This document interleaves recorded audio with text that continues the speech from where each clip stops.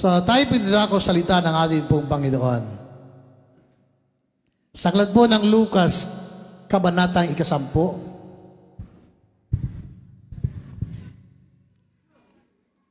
Luke chapter 10, verse 25.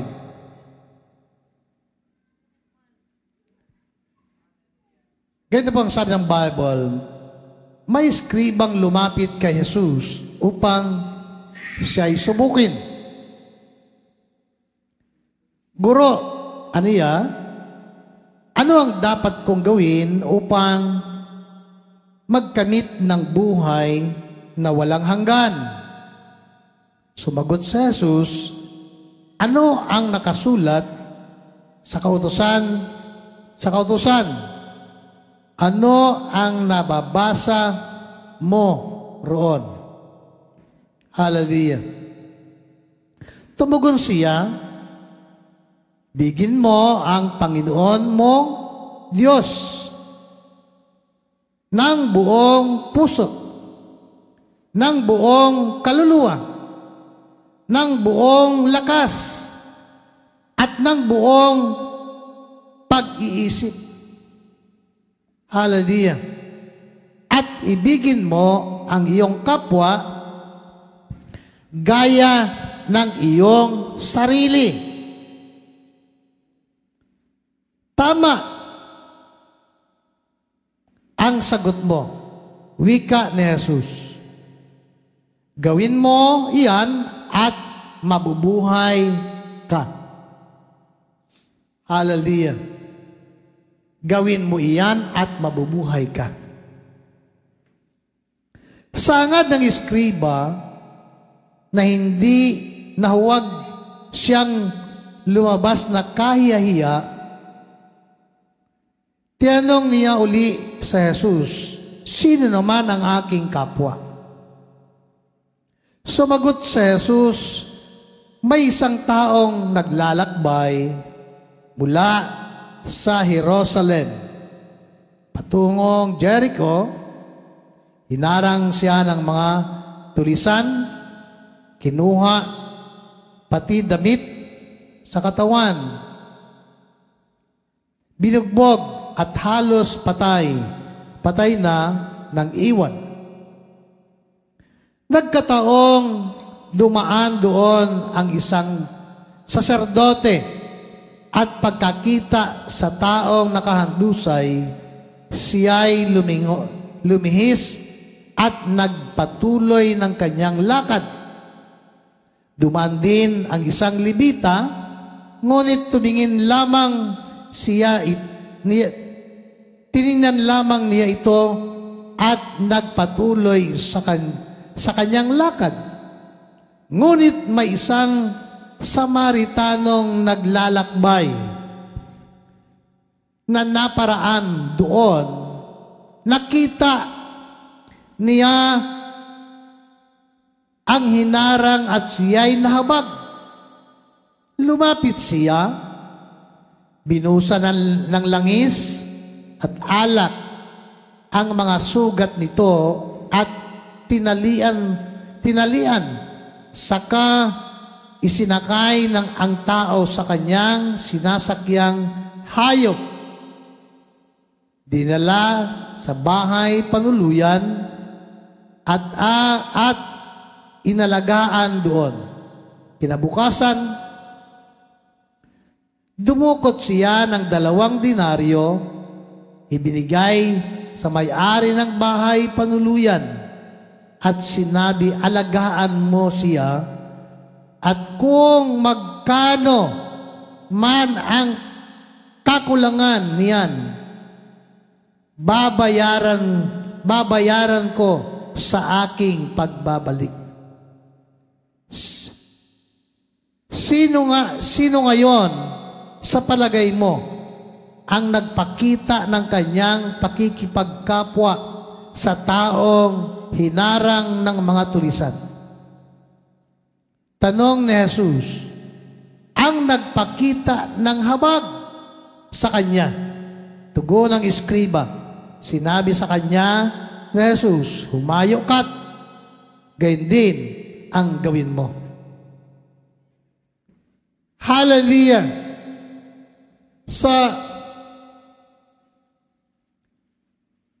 Sa ulo natin ang kwento. Amen? No? Kwento tungkol sa isang mabuting Samaritano. Glory to God. Sa tempo natin mga minamahal,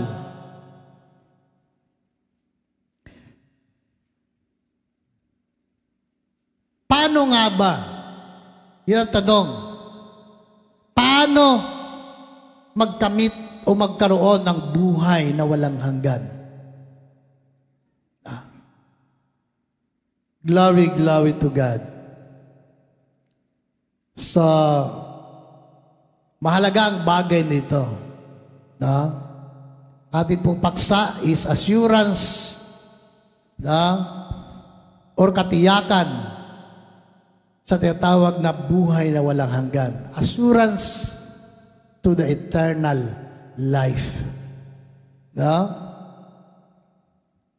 Tayo po ba ay may katiyakan?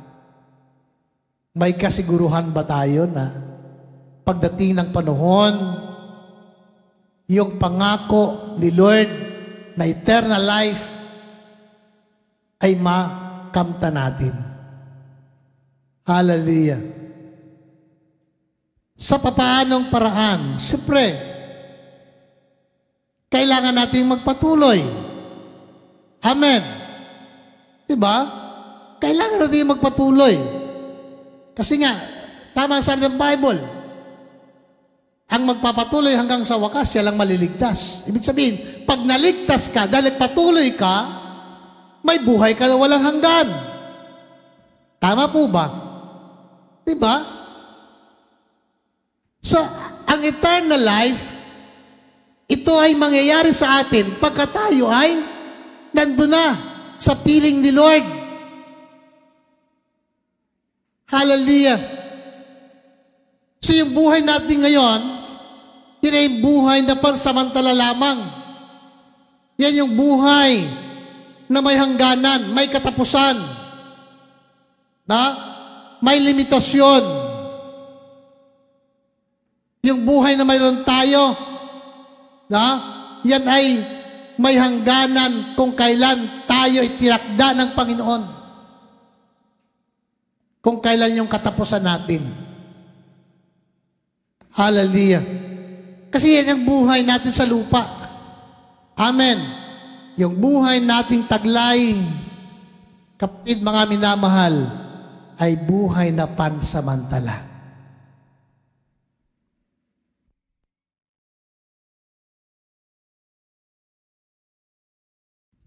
Hello. Mahalaga na gamitin natin yung buhay at lakas natin para mapaglingkuran natin ang Diyos. Amen? Sa kapatid mga minamahal, alam natin, ang nagtanong dito ay isang iskriba. Pag sinabing iskriba o mga scribes sa Biblia, sila ay mga bihasa sa kautusan. Sa madaling salita, sila yung mga taong relihiyoso. Araw-araw, wala silang ginagawa, kundi pag-aralan ang kautusan ni Moses. Hallelujah. Kumbaga, yun ang kanilang buhay eh. Yun yung cycle ng buhay nila. Kasi doon sila nakikilala. Mga eskriba. Mga taong marurunong pagdating sa salita ng Diyos. Hallelujah. Ngunit, nakita po natin, malaki ang kakulangan. Hindi sapat na alam lang nila ang kautusan. Amen. Gayun din sa ating kalagayan, hindi sapat na alam lang natin ang Biblia. Magiging ganap ang ating pananampalataya kung yung salita ng Diyos na ating naririnig at napakinggan ay ating i-apply sa ating pamumuhay sa araw-araw. Amen. Hallelujah. Mahalaga po na ang pagsasagawa. Mahalaga na ating may sa katuparan kung ano yung nakasaad sa banal na kasulatan. Nakita po natin mga minamahal. Hallelujah. Bihasa sa kautusan. Ngunit, nakita po natin, walang assurance, walang katiyakan kung sila ba ay mayroong pag-asa sa buhay na walang hanggan. Kaya nga, ang tanong na ito ng iskriba ay tanong para subukin kung ano ang tugon ni Jesus. At ang tugon ng atin pong Panginoon ay totoo at makatotohanan. Mga minamahal, hindi lamang para sa iskribang nagtanong sa Kanya, kundi ito'y makatotohanan din para sa ating lahat. Amen? Amen.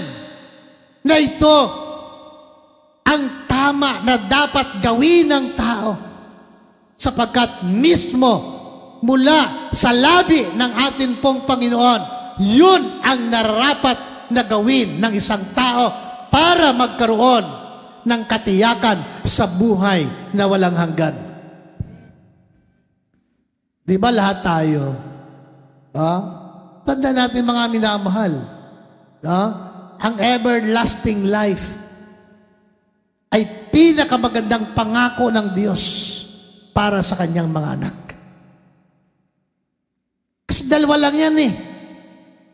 Everlasting life or everlasting punishment. Hallelujah. Walang hanggang kaparusahan at walang hanggang buhay.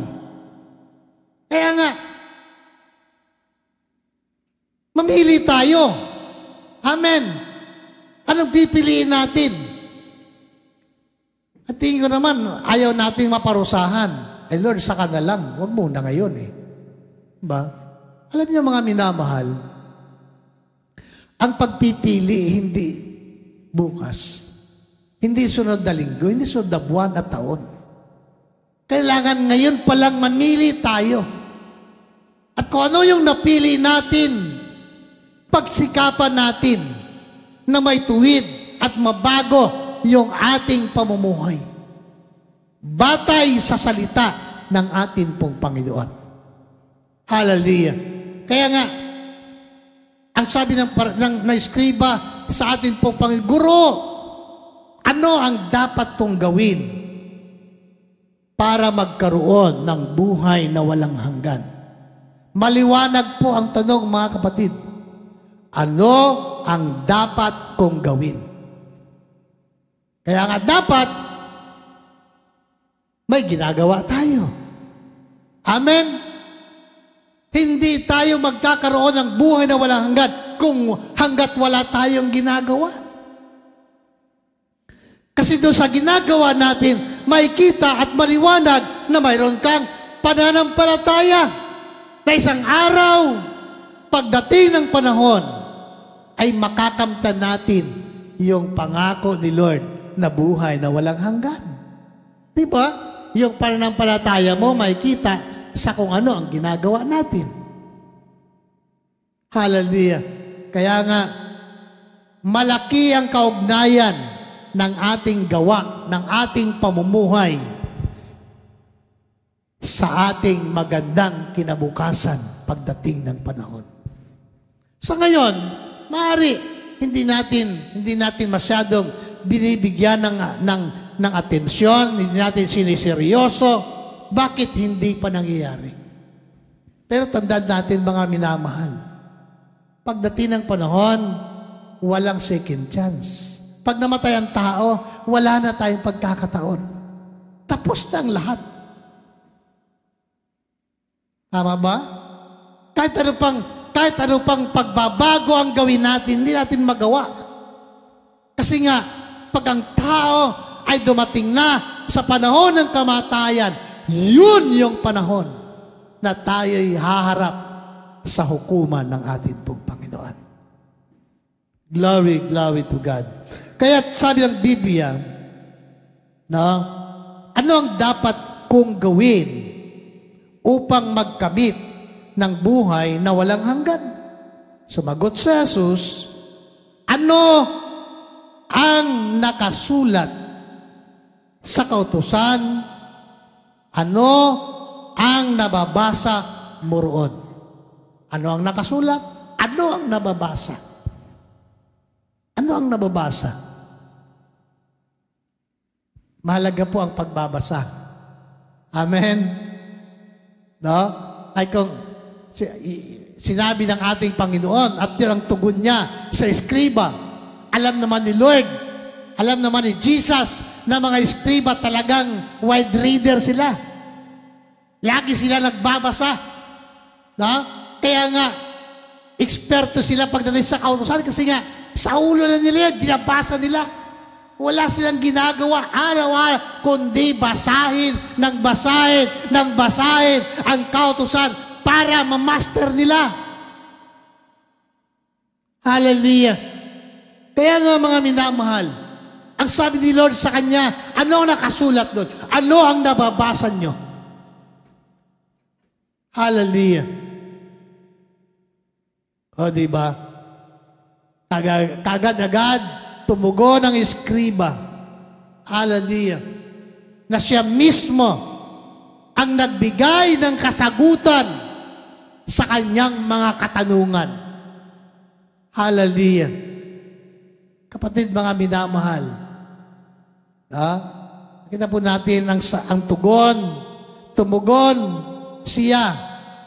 Hallelujah. Ibigin mo ang Panginoon mong Diyos. Hallelujah.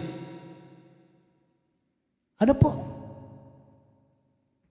Ang unang bagay upang tayo ay magkaroon ng katiyakan sa buhay na walang hanggan. Una, totoo, dapat ang pag-ibig natin sa Diyos. Andyan pa kayo? Dapat totoo. Amen? Pure, genuine. Dapat hindi piki, hindi local. No? Dapat original. Totoo, absolute na pag-ibig natin sa Diyos. Amen? Hallelujah. Sabi ng Bible at yun maliwanag sa Biblia, na mismo doon sa katanungan ng eskriba, ang tugon ng ating pong Panginoon ay kung ano ang nakasulat. Hallelujah. Importante po kung ano nakasulat. Amin po.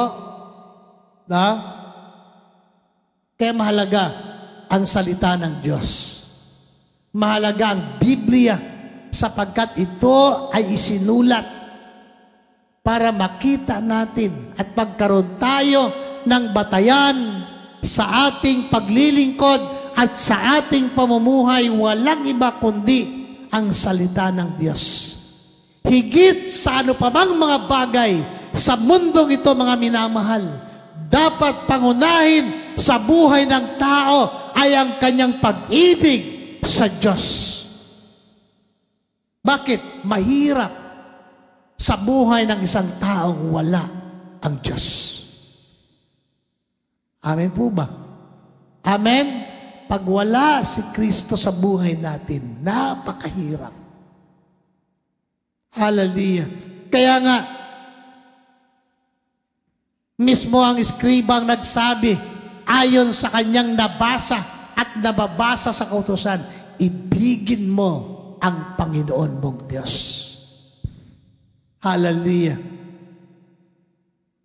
Pinakapangunahin, pinaka-prioridad. Kaya nga, sabi sa Bible, Matthew 6:33, seek ye first His kingdom, His righteousness. Hallelujah. And all these things shall be added unto you. Unahin natin. Hallelujah. Na tayo'y pagharian ng Diyos. Unahin natin ang katwiran ng Diyos. Hallelujah. Bago ang mga bagay na kailangan natin sa buhay na ito. Lahat ng yan, ibibigay ng Diyos. Ipagkakaloob ng atin pong Panginoon. Pero dapat pangunahin si Lord sa buhay natin. Amen? Palapakan natin ang atin pong Panginoon. Dapat pangunahin si Lord sa buhay mo. Hallelujah. Na kahit anong mangyari, mga minamahal, si Lord at si Lord pa rin, ang Diyos pa rin, ang dapat na atin pong inuuna sa ating buhay. Bakit? Hindi natin hawak buhay natin. Amen? Hindi natin control ang buhay natin. No? Na anumang oras, anumang saglit, pwede tayong mawala. Yung espiritu at kaluluwa, pwedeng humiwalay sa katawan natin. At ang ating katawang lupang ito ay babalik sa lupa. Kaya ba natin yon? Hawak ba natin ang buhay natin? Kaya, sabi ng Bible, wala tayong may pagmamalaki sa Diyos. Amen. Wala kang may pagmamalaki. Wala kang may pagmamalaki sa atin pong Panginoon. Kung ano ang mayroon tayo ngayon, yan ay dahil sa habag at masaganang biyaya ng Diyos. Amen. Ang buhay natin, biyaya ng Diyos. Ang lakas mo ngayong umaga, biyaya ng Diyos yan. Kung ano ang mayroon ka, grasya ng Diyos yan. Palakpakan natin ang Diyos na ating pinaglilingkuran. Di ba? Hallelujah. Kaya nga, sabi ng Bible, para magkaroon ng buhay na walang hanggan, ibigin natin ang Panginoon natin Diyos. Hallelujah. Huwag tayong tumingin sa ibang Diyos. Alam natin mga minamahal. Kasi nga, alam naman ni Lord na ang tao maraming Diyos na kinikilala din sa mundo. Hallelujah. Maraming mga tao, ang Diyos nila ang kanilang sarili. Ang Diyos nila ang kanilang mga tiyan. Ibig sabihin, puro pagkain. Hallelujah. Maraming mga tao ang sinasamba nila, ang Diyos nila ay mga hayop. Sinasamba nila ang araw. Hallelujah. Maraming mga tao ang Diyos nila ay kung ano ang mayroon sila. Hallelujah. Pero ikaw at ako, dapat isa lang ang Diyos natin. Ang Diyos na may likha ng langit at ng lupa at may lalang ng lahat ng bagay. Amen? Hallelujah. Siya yung Diyos na dapat nating ibigin, dapat nating pahalagahan, at dapat nating mabigyan ng karangalan habang tayo ay nabubuhay. So, requirements yan. Pinakapangunahing requirements ni-require ng ating Panginoon para magkaroon tayo ng buhay na walang hanggan at katiyakan dito. Dapat totoo ang ating pag-ibig sa Diyos. Pag mahal mo si Lord, hindi mo siya kailanman ipagpapalit. Amen! Diba? Bakit? Ay mahal mo eh. Hallelujah!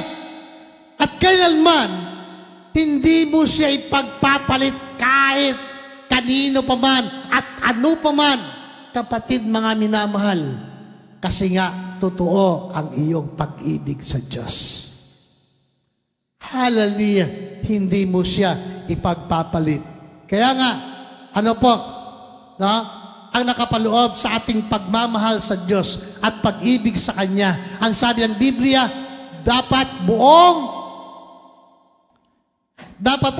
dapat buong puso. Hallelujah. Sabi diyan, ibigin mo ang Panginoon mong Diyos ng buong puso, ng buong kaluluwa. Hallelujah. Ng buong lakas, ng buong isip. Lahat buo. Buong puso, buong kaluluwa, buong lakas, buong isip. Ibig sabihin, mga minamahal,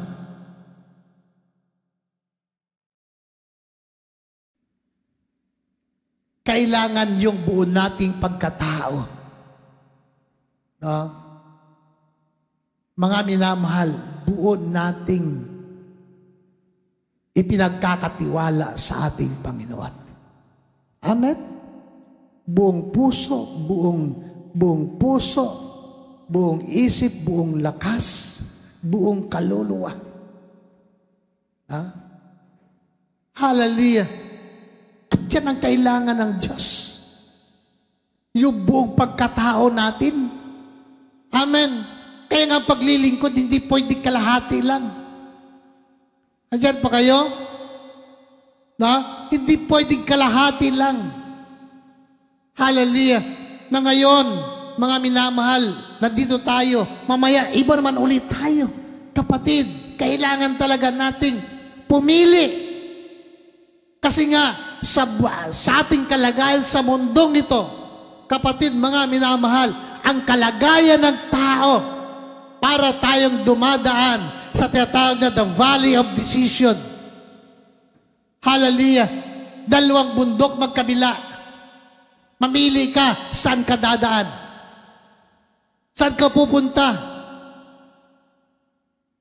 Gusto mo sa kanan? Gusto mo sa kaliwa? O gusto mo, diretso lang at magpatuloy ka? Kailangan nating magkaroon ng tamang desisyon pagdating lalo na sa ating kaugnayan sa Diyos at sa ating paglilingkod. Amen. Bakit? Kasi nga, walang pangalawang pagkakataon pagka tayo ay kinuhanan ni Lord.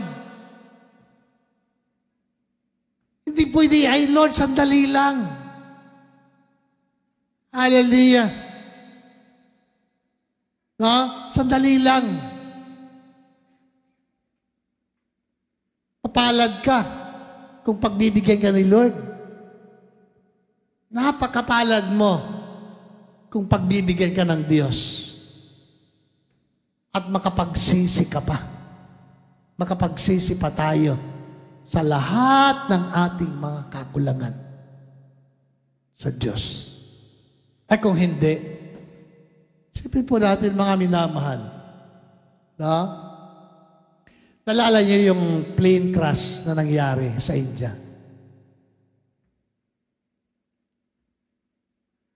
Halos ilang daang tao yun? Mahigit 2? Hallelujah. Isang pamilya, yung tatay ay doktor, nag-resign sa pagka-doktor sa India. Pupunta ng Europe, ng London, ayon sa kwento. At doon na maninirahan. Biro mo? Tuwang-tuwa silang pamilya, mga anak niya maliliit pa. Lilipat sila ng lugar, ng bansa. Pa-London sila. Doon na sila.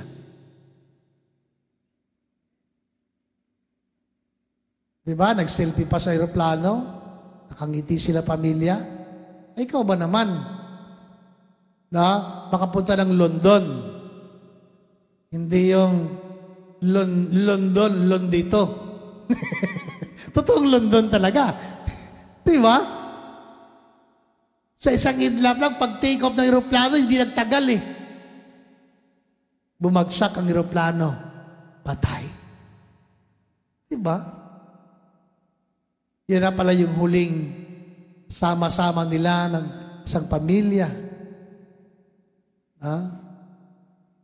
At sa isang idlap, mawawala ang buhay. Kaya nga, walang katiyakan. Amen? Hindi natin alam.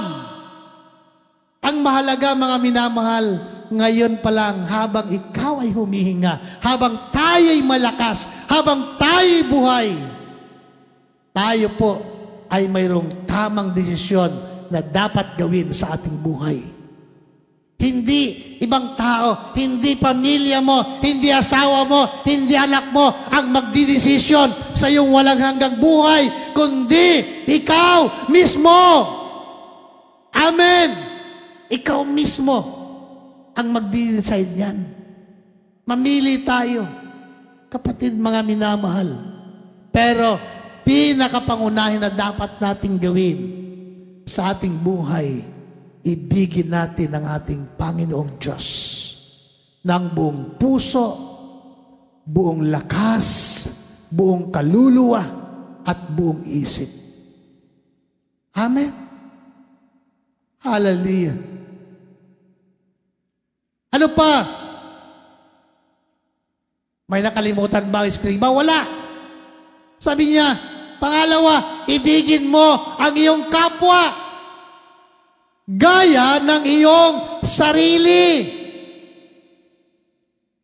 Hallelujah. Alam ng atin pong Panginoon kung anong mayroong espiritu ang mga eskriba, wala silang pakialam. Wala silang pakialam sa ibang tao. Sana hindi ganito ang ating espiritu. Sana hindi ganito ang ating kaisipan. Amen. Magkaroon tayo ng malasakit, magkaroon tayo ng pakialam sa ibang tao. Bakit? Ito ang buhay natin. Amen? Ang mga eskriba, walang pakialam. Kaya nga, dito, itinutuwid ng ating Panginoon kung anong espiritu mayroon ang mga eskriba. Kaya, anong paraan ng eskriba? Gusto niya sanang ibahin ang topic at istorya. Kaya tanong niya sa atin pong Panginoon, Guro, sino naman ang aking kapwa? Sinong kapwa natin? Tayo tatanungin, sino ba ang ating kapwa? Ating mga anak, ating kasambahay, o mga tao na sa loob ng bahay natin? Hindi. Lahat ng mga ibang, yung mga tao na sa kapaligiran natin, sila yung sinasabi ng Biblia na kapwa mo, kapwa ko. Na dapat mayroon tayong concern sa kanila. Andyan pa kayo? Nararamdaman ba natin yon? Hallelujah. Kaya nga, dito, nagkwento ang ating Panginoon ng isang parabulo patungkol sa isang taong naglakbay galing Jerusalem papuntang Jericho na ito ay hinarang ng mga tulisan, kinuha ang kanyang damit at balabal, binugbog at nang iwan ay halos nag-aagaw buhay na. Hallelujah. Dumaan ang isang Pariseo. Nung makita niya, tiningnan lamang niya. At nag-iba siya ng daan, sabi ng ating Panginoon. Ibig sabihin, ang Pariseo ay wala siyang pakialam. May dumaan naman na isang Levita. Nung makita ng Levita, tiningnan niya ang tao na binugbog at halos mamamatay na. At pagkatapos nagpatuloy sa kanyang lakad. Dumaan ang isang Samaritano. Hallelujah. Nang makita ng Samaritano, anong sabi ng Bible? Ang salita na sinasabi sa Biblia, nahabag siya.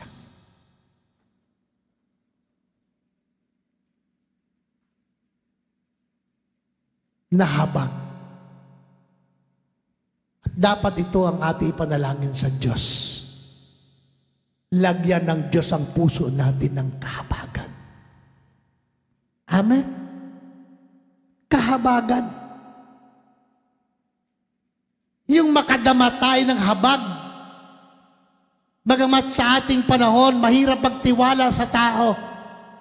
Pero kung totoo sa buhay natin na tayo nakakadama ng habag sa tao, sa ating kapwa, kapatid, mga anuman ang kanyang kalagayan at sitwasyon, basta tama ang puso mo, si Lord ang mag-iingat sa iyong buhay. Amen. Nang makita ng Samaritano, nahabag siya. Pero hindi sapat yung naramdaman lamang niya ang pagkahabag at pagkaawa, kundi ang ginawa niya. Anong ginawa niya? Kinuha niya ang kanyang alak at langis at binuhusan niya ang sugat para malinis. At pagkatapos, sabi ng Biblia, isinakay niya sa kanyang sinasakyang hayop at dinala doon sa bahay panuluyan at ito'y kanyang inalagaan.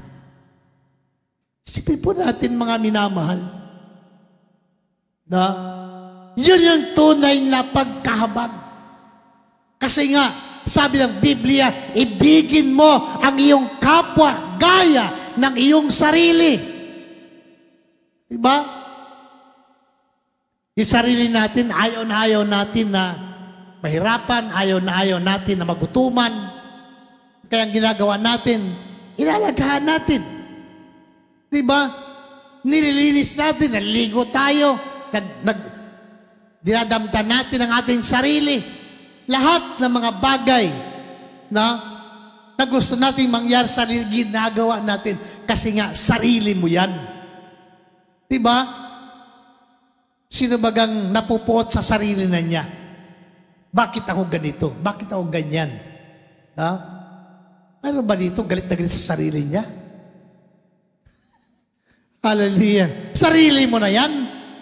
Dapat pahalagahan mo. Amen. Hallelujah. So kung paano natin pinapahalagaan yung sarili natin, kapatid, mga minamahal, dapat ganon din sa ating kapwa. Amen? Hallelujah. No? Kaya nga, ang pag-ibig na sinasabi sa Biblia, na tandaan natin, wala po yang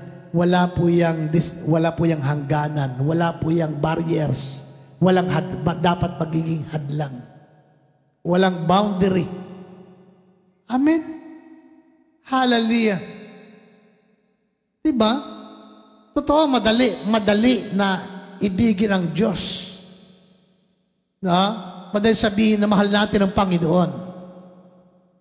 Pero, ang pagmamahal natin sa Diyos, may papakita natin sa pamamagitan ng ating pagmamahal sa ating kapwa. Amin po ba? Bakit? Sabi ng Biblia, ang Diyos ay nasa langit at tayo nasa lupa, hindi natin nakikita. Ay, yung kapwa natin, nakikita natin. Yung pamilya mo, nakikita mo, yung asawa mo, nakikita mo, na dapat mong pakamahalin. Amin po ba? Hallelujah. So, kapatid, mga minamahal, walang ibang paraan para tayo magkaroon ng katiyakan sa buhay na walang hanggan, kundi kung ano ang nakasaad sa kautusan. Amen? Kung ano ang nakasaad sa kautusan. Bagamat we are not under the law, we are under grace. Pero, tandaan natin, mga minamahal, ang kautusan ay sinasabi ng Biblia. Kaya nga, dalawang pangungusap na lang eh. Dalawang pangungusap na lang. Pag mahal mo ang Diyos, mamahalin mo ang ibang tao. Amin po ba? Amen! Kaya dapat tayo mga mananampalataya, mapagmahal. Una sa Diyos, pangalawa sa ating kapwa. Hallelujah. Sa ating kapwa. Kahit na gawan ka ng hindi tama ng kapwa. Sabi ng Bible, huwag kang gumanti. Si Lord. Amen? Yun ang paraan eh.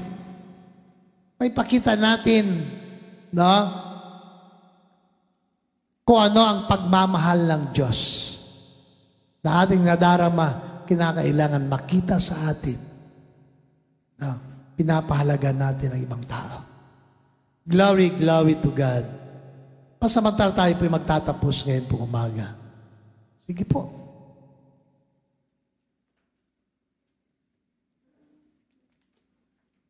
Hallelujah.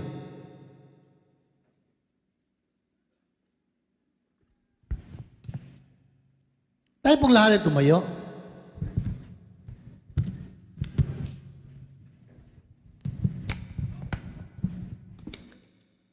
Glory, glory to God. Hallelujah.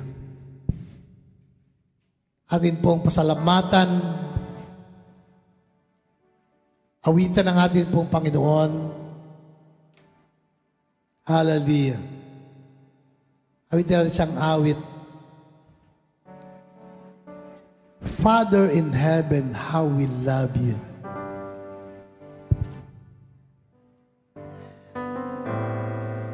Taas natin ating mga kamay sa Panginoon. Hallelujah. Awitin natin prayerfully ang awiting ito galing sa puso natin. Father in heaven, how we love you. We lift your name in all the earth. May your kingdom be established in our praises, as your people declare your mighty works. Blessed be the Lord God Almighty. Hallelujah. Who was and is to come. Blessed be the Lord God Almighty,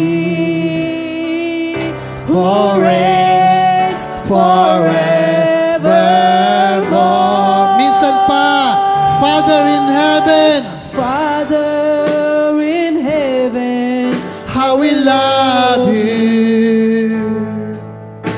We lift your name in all the earth. May your kingdom be established in our praises, as your people declare your mighty works. Blessed be the Lord God Almighty, who was and is to come. Blessed be the Lord God Almighty, who reigns forevermore. Blessed be the Lord. Blessed be the Lord God Almighty, who was and is to come. Blessed be the Lord God Almighty, who reigns forevermore.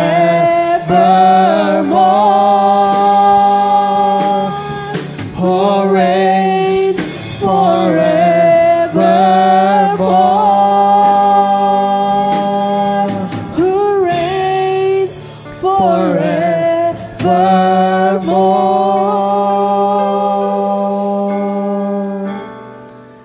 Yes, Lord. Hallelujah. Glory, glory to God.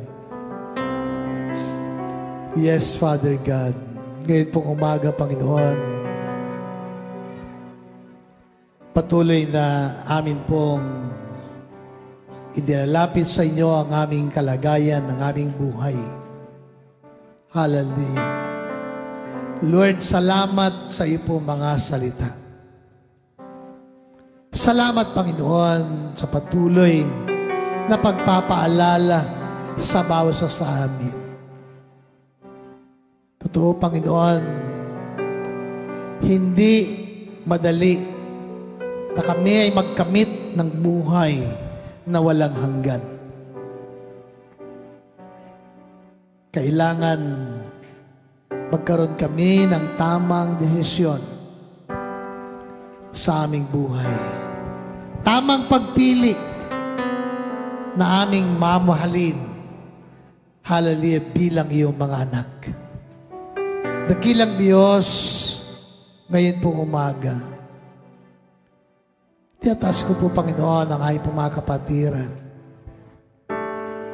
Patuloy na ikaw ang siyang manguna sa kanilang mga buhay. Lord, dalangin namin, Panginoon, maging ganap at totoo ang aming pagmamahal sa inyo. Di lamang sa aming salita, kundi, Panginoon, may pakita namin ang aming pagmamahal sa pamamagitan ng aming mga gawa. Pagmamahal namin sa inyo at pagmamahal namin sa aming kapwa. Lord, ilagay mo sa aming puso. Ngayong umaga, kargahan mo, Panginoon, ang kahabagan ang puso ng bawat isa. In the name of Jesus Christ. In the name of Jesus Christ. Lord, salamat sa bawat pagkakataon, dakilang Diyos, ng aming buhay. Lord, maramdaman namin ang awa at habag sa kalagayan ng ibang tao na hindi naglilingkod sa inyo. Panginoon, salamat sa bawat pagkakataon, Panginoon, na ibinibigay mo sa amin, ay magawa namin ang iyong banal na kalooban sa aming buhay. Lord, salamat po ngayong umaga. Pangunahan mo ang bawat isa, ingatan mo ang kanilang mga buhay. Paglingkod kami, Panginoon, na may katapatan at mamuhay kami ayon sa iyong mga salita. Ingatan mo ang iyong mga anak, bakuran mo na iyong banal na dugo ay hatid na ligtas sa kanya-kanyaming tahanan. Salamat po.